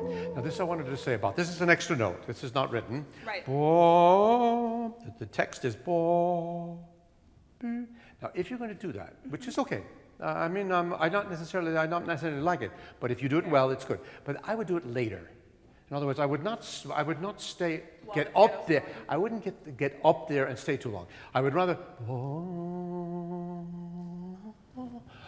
as it was the last part of the phrase. In other words, rather than to stretch it out. Okay. In my opinion. Now, just try something. Yes. That if we can go back to where the cello starts, yes. Brent, yeah, flowing. Speak. Quest'ultima forma. And if you deny to the wife this last favor, let that move ahead a little bit, so that then you can say, non rifiuta. So it's got a little bit of back and forth.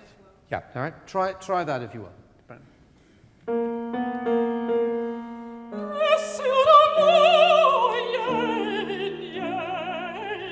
You know something? If you make a real exercises, I'm gonna sing the rhythms. Okay. The way they're written. Those are real triplets. Make them real triplets. Then negi. It's actually earlier, as opposed to negi. It's a sort of 2 against 3. And it's very expressive. E sia la moglie ai nieghi paratata. It has more pathos, in my opinion. All right? Try it. This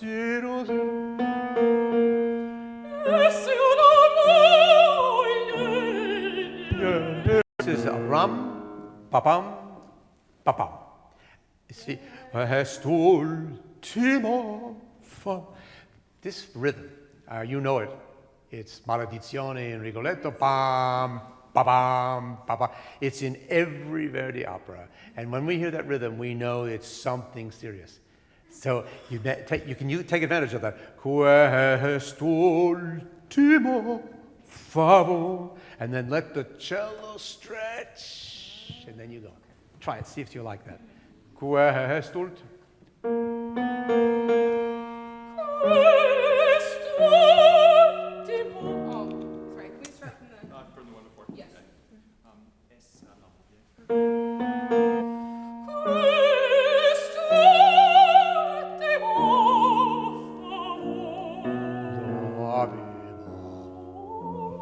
And then go.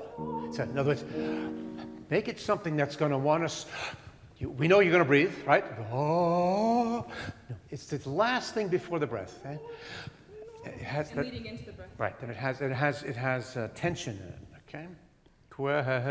I wouldn't do any portamenti here if you don't want. Quest'ultimo favor.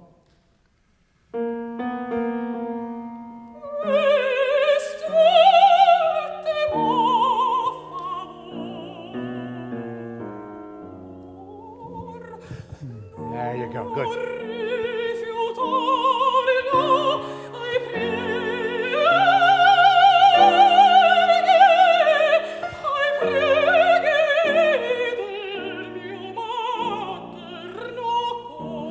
Now that's a very hard phrase for the breath. So preghi, I preghi.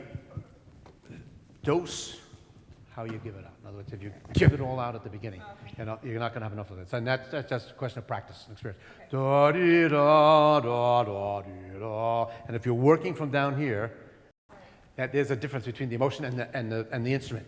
The instrument needs you to have some control there, so you can give the impression. Remember, all theater is illusion. Okay? Give them those emotions, but at the same time, there's a part of you, 10%, that's controlled. And wait a minute, I got to dose this breath now. So you don't take that from prendere? No, prendi. You can take the breath. Do take the breath, absolutely. I pray, and then just dose it as you go down. All right? Non rifiutare.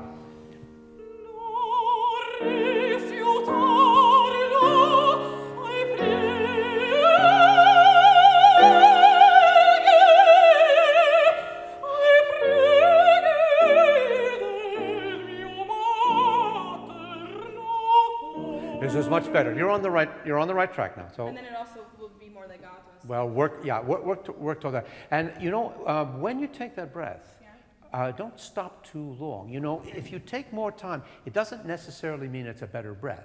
Okay. And sometimes, in fact, it takes you out of motion. When you're in motion, stay in motion. Okay. And one other thing, you'll appreciate this as an Italian. I had an old Italian teacher, old school, Toscanini's assistant, you know, born in 1900, worked with Leoncavallo, worked with Zandonai, worked with old-fashioned. And I learned more from him than anybody else. And he came and he spoke his broken English, not like you. He spoke broken English. He said, I don't like the word rest. He said, in Italiano, pausa means pause. But English, rest. When American people hear rest, they want to rest. He said, it's not rest, it's work. The pausa is work. In this, I see he's coming up to me. He wants me to stop. Do you want me to stop? No. Can you stand some more? Yes. All right. So let's go on now. Now the next thing again, let it move with the cello. Ra, ra, ti, ra, ra, ti, ra.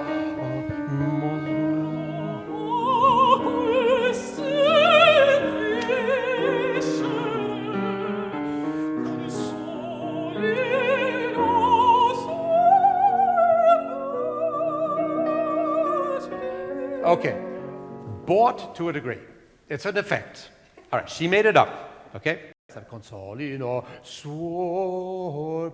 and never let it stop. Stretch, but with one of your colleagues, I explained the difference between a fermata and a tenuto. Fermata stops for whatever reason. High point, end of a piece. A tenuto wants to stop and it wants to go at the same time. In other words, they're two conflicting forces. One's going forward, one is holding it back. So I don't want to feel consolino, su, but I will accept consolino, su, that has the feeling that it still wants to keep going. All right? I'll try more Roma questo. And let this part flow. It's better for the piece, and it's probably easier for you in the end. Yeah. Because remember, if you're going to sing the opera, you have to sing the rest of the opera. Yeah. You know, it's not just the opera. So,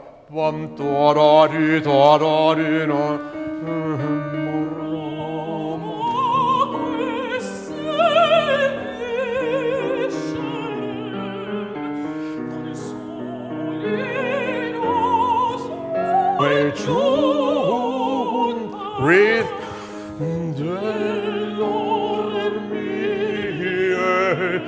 Yeah, so I would say do that, and then take your fast bet. Fuga, because if it's got motion, it's going to get there. If it doesn't have motion, it's going to stop. Yep. All right. Most Italian slow, you know, Italian operas where all the bel canto operas, Rossini, Donizetti, Bellini, and then Verdi, are structured around the Schöne. That's a scene. And it's usually a slow introduction, a slow song, a bridge passage, and then a fast song. And the fast song is repeated. That was called the cabaletta at the beginning of the 18th century.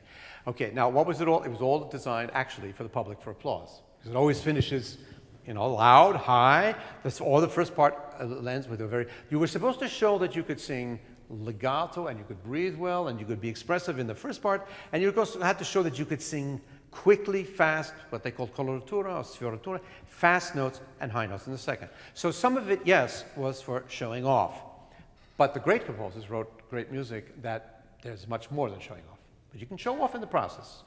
Now, the slow music, the slow part, usually has what's an ABA form. What does that mean? It has an idea, it has a contrasting idea, and then it goes back to the first idea again, maybe with variation. So A, B, and A. The B section, you'll notice this, I find in 90% of the cases, benefit from a slightly more flowing tempo.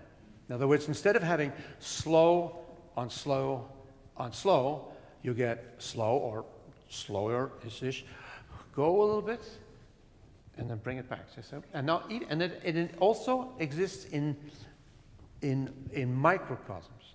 So, for instance, Moroma queste viscere going consolino sua, if you like, and now here we go again. Orche l'estremo giù. So this is one line, no breath. Instead of getting orche l'estremo è giunto delore mie. We get one long line. Try. Can we do from orche l'estrema è giunta? Orche l'estremo è giunta. Go. Dell'ore mie fuga. Yes. Now take your time.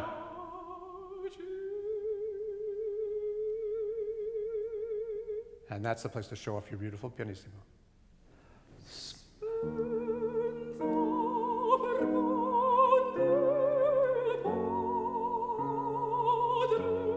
You're a little flat. You're a little flat. You know why? You're a little flat because you're too far back. Oh, okay. That's right. There you go.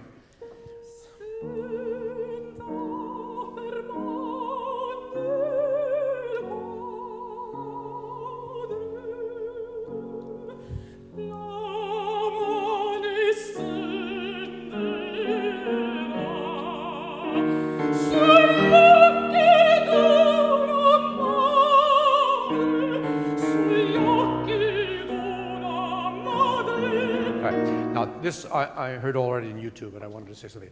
There are 4 circumflexes. Sugli occhi d'una. And then there's only one the second time, but that doesn't mean it's. I think it's the same thing twice. Sugli occhi d'una madre. Sugli occhi d'una. Now, madre can be a long vowel, and don't hit the end. D'una madre, as opposed to d'una madre, which is, yeah, okay? Sugli occhi.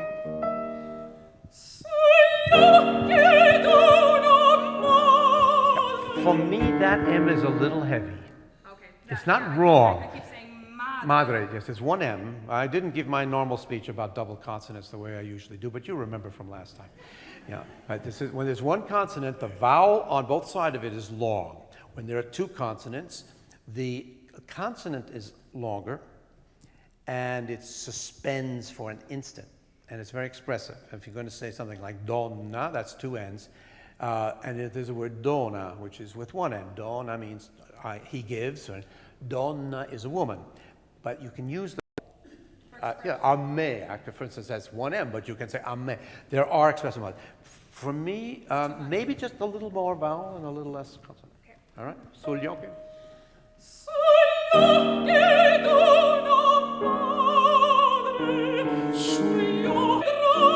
Okay, bought to a degree. But I want it to be a tenuto, not a fermata.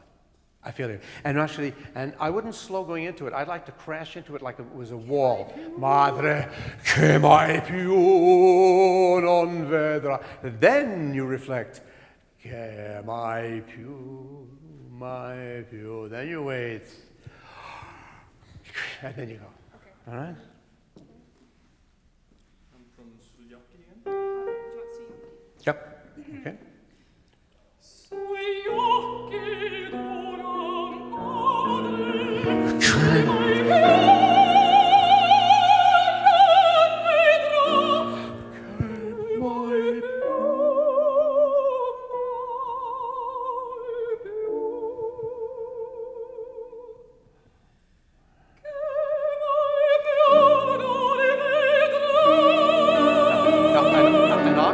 not to make too much, not too loud, because you want to save it, right?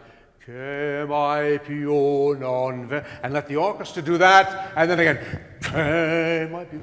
Try it. There is a crescendo, it's true, but maybe not so much.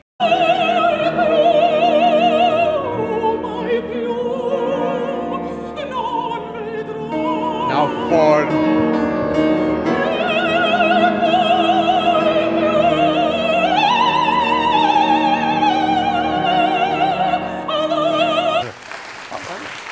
They don't know what's coming now. There's one more coming. Now, when you finish it, finish strong. My più, più, my più. Time you want, and then you go again. All right. Every time you think I push the cello into a wall, and you hit together. My più. Take your breath here. My più non vedrà, instead of before vedrà. Mai più non vedrà, che mai più. Not legato, but well, I shouldn't say not legato. I should just say with weight. The accents are there. So which one? Okay, I don't want to tire you out. Are you all right? Yeah, I'm good. Sure. Okay, last time. Che mai più non vedrà.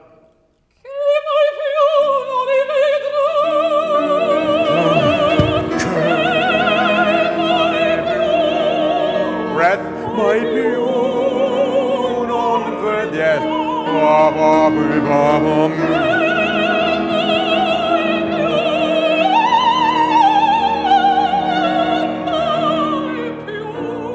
Yes, excellent, go. This is a little flat.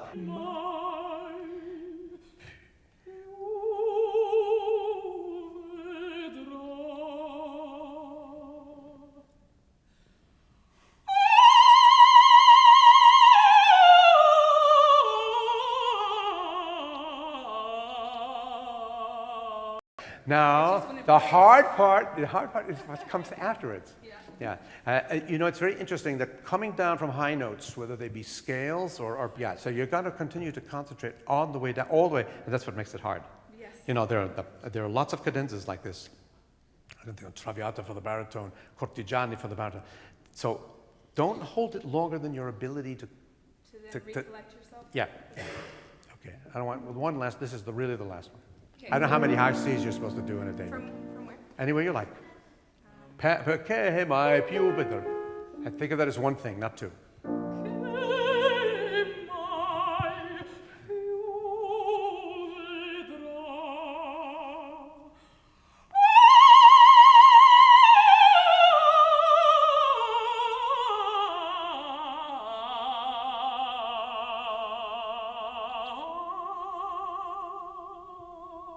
Okay, that's great. I want to tell the audience something. Yeah. That's because we talked about registers. So you see that she's got to go from a high register through the middle register and into her what's called the chest tones. And that's hard. And so she has to find the best way to breathe and put a word in. And I think it's a good idea because you want to end strongly. Because remember, what it sounds like at the end affects what we remember about the top. Exactly. So I mean, the last impression you want to leave is that you still could have gone on for more, and you sort of, what you don't want. I mean, I tell people, and this is good for you as well, I tell the tenors all the time, baritones too, stop on your head. Stop at 85%.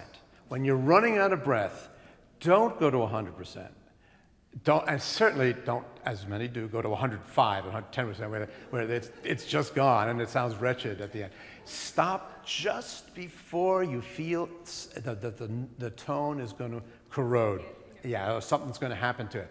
And you're going to come up on top because you finish it well. You finish it beautifully, which is very important. All right, sing me the last note, and that's all. I'm going to let you go. My pew. Oh, yes, I want to say that about this. You have many choices. You can do soft. You can do what's called a messa di voce. That's a crescendo and a diminuendo. You can end loudly, but not all of it. You can pick one, and then do it. Yeah. And you can pick a different one each time. You don't have to do them in one way. Yeah.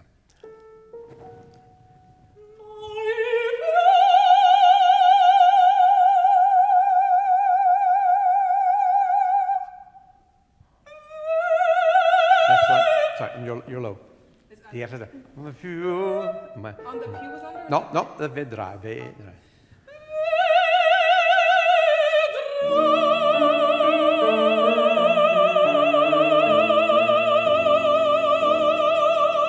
Now, you know, this is a song, this is a piece that ends like this. So you might consider, che mai più, vedrà. If you're going to breathe before vedrà, not a big hole, because it still has to feel mai più vedrà. Okay?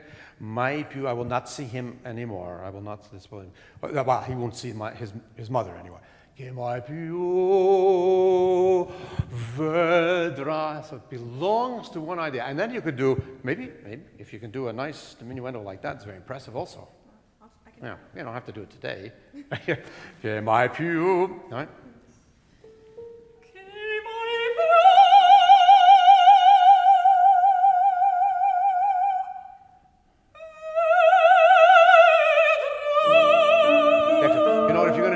Don't make a diminuendo on più. Okay, so yeah. Mai più vedrà, and then you go. Okay. Try that. Yeah.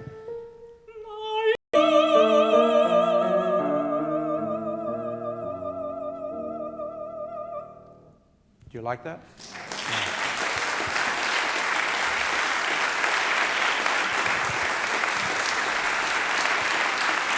Io devo lasciare andare via, ma posso parlare con dopo? So folks, that's it. Thank you very much for coming. And,